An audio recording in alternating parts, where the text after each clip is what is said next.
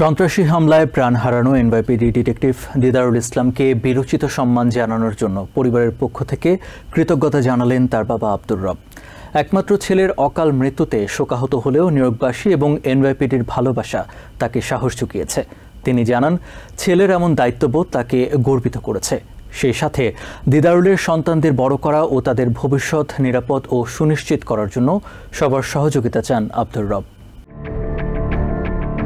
কথায় আছে কৃত্রিমানের মৃত্যু নেই। কথাটি একেবারে মিলে যায় Bangladeshi American NYPD detective officer দিদারুলের বেলায়। বিশ্বের অন্যতম সেরা শহরকে নিরাপদ রাখতে নিজের জীবন উৎসর্গ করা দিদারুল যেন এক বীর। তাই সহকর্মী থেকে নগরবাসী সবাই চোখের জলে বিদায় জানালেও অন্তরে অনন্তকাল থেকে যাবেন বাংলাদেশের কুলাউড়ার সন্তান দিদারুল।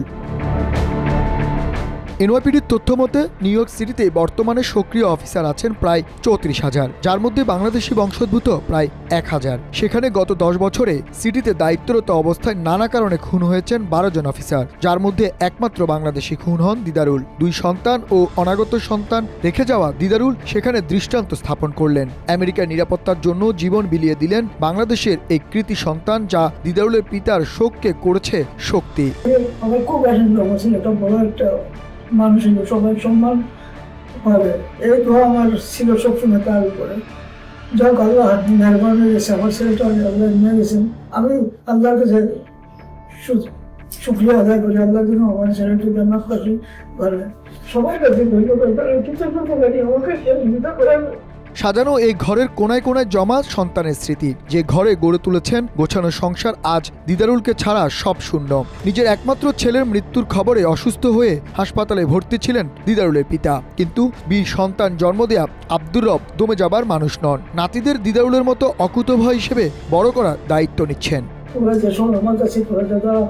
আমার বাবা করে তখন আমি কি জল দিই, আমার তখন সান্ত্বনা করে ফটো আছে যে সম্ভাবনা মনেও আমি আমার ছেলের ফটোগুলো দেখি আল্লাহর কাছে দোয়া করি, আল্লাহ যেন আমাদের ছেলের খবর আসবে সুন্দর জীবন এবং আমার এই ছেলে নাতি দুইটাকে যেন আমি মানুষের মতো মানুষ করতে পারি, ওইটা আমার দোয়া।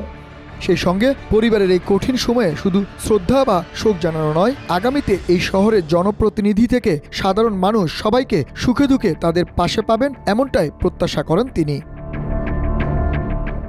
বাংলাদেশের দিদারুল ইসলাম তার জীবনের বিনিময়ে গর্বিত করেছেন বাংলাদেশি কমিউনিটি সহ এনওয়াইপিডিকে। সেই সঙ্গে তিনি ইতিহাস রচনা করেছেন যে বীরের বেশেও মানুষ জীবন দিয়ে মানুষের অন্তরে চিরস্থায়ী হয়ে থাকতে পারে। তার পরিবার মনে করছে দিদারুলের এই ত্যাগ বাংলাদেশিদের জন্য অনেক গর্বের বিষয় হয়ে থাকবে এবং চিরকাল তিনি স্মরণীয় হয়ে থাকবেন সবার হৃদয়ে। শান্ত বিশ্বাস, TVN24, নিউ ইয়র্ক।